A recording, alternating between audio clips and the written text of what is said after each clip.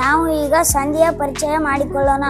ಸಂಧಿ ಅಂದರೆ ಎರಡು ಅಕ್ಷರಗಳು ಕಾಲ ವಿಳಂಬವಿಲ್ಲದಂತೆ ಅರ್ಥಕ್ಕೆ ಅನುಸಾರವಾಗಿ ಸೇರಿದರೆ ಸಂಧಿ ಎನ್ನುವರು. ಉದಾಹರಣೆಗೆ ಕಾಡು ಪ್ಲಸ್ ಹೀಗೆ ಕಾಡಿಗೆ. ಇಲ್ಲಿ ಹೂ ಮತ್ತು ಈ ಸೇರಿ ಸಂಧಿಯಾಗಿದೆ. ಸಂಧಿಯಲ್ಲಿ 3 ಪದಗಳು. ಅವು ಯಾವುವು ಎಂದರೆ ಪೂರ್ವ ಪದ, ಉತ್ತರ ಪದ, ಸಂಧಿ ಪದ.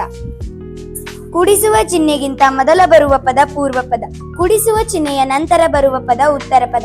ಸಮಚಿಹ್ನೆಯ ನಂತರ ಬರುವ ಪದ ಸಂಧಿ ಪದ. ಉದಾಹರಣೆಗೆ ಇಲ್ಲಿ ಅವನು ಪೂರ್ವ ಪದ, ಅಲ್ಲಿ ಉತ್ತರ ಪದ, ಅವನಲ್ಲಿ ಸಂಧಿ ಪದ. ಸಂಧಿಯಲ್ಲಿ 3 ಕಾರ್ಯಗಳು. ಮೊದಲನೇ ಕಾರ್ಯ ಲೋಪ ಕಾರ್ಯ. ಲೋಪ ಕಾರ್ಯ ಎಂದರೆ ಸಂಧಿಯಲ್ಲಿ 2 ಅಕ್ಷರಗಳು ಕೂಡುವಾಗ ಬೇರೆ ಬೇರೆ ವ್ಯತ್ಯಾಸಗಳು ಉಂಟಾಗುತ್ತವೆ. ಅವುಗಳಲ್ಲಿ ಒಂದು ಅಕ್ಷರ ಬಿಟ್ಟು ಹೋದರೆ ಅದನ್ನು ಲೋಪ ಕಾರ್ಯ ಎನ್ನುವರು.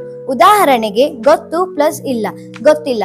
ಇಲ್ಲಿ ಪೂರ್ವ ಪದದ ಕೊನೆಯ ಸ್ವರ ಬಿಟ್ಟು ಹೋಗಿದೆ. ಆದ ಕಾರಣವಾಗಿ ಈ ಉದಾಹರಣೆಯನ್ನು ಲೋಪ ಕಾರ್ಯಕ್ಕೆ ಹೋಲಿಸಿದ್ದಾರೆ.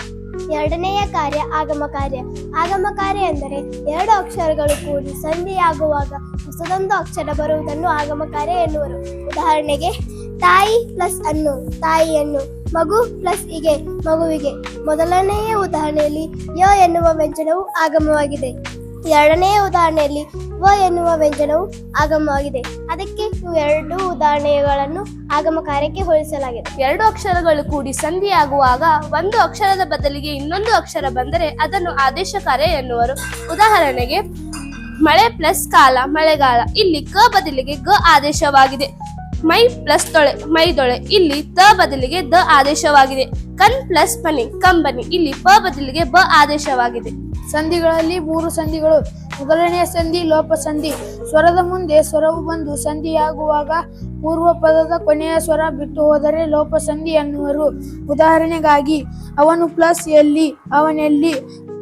ಪೂರ್ವ ಪದದ ಕೊನೆಯ ಸ್ವರ ಉ, ಉತ್ತರ ಪದದ ಕೊನೆಯ ಮೊದಲನೇ ಸ್ವರ ಎ. ಉ ಮತ್ತು ಎ ಸೇರಿ ಸಂಧಿ ಪದದಲ್ಲಿ ಎ ಬಂದಿದೆ, ಹೂ ಬಿಟ್ಟು ಹೋಗಿದೆ. ಇದನ್ನು ಲೋಪ ಸಂಧಿ ಎನ್ನುವರು.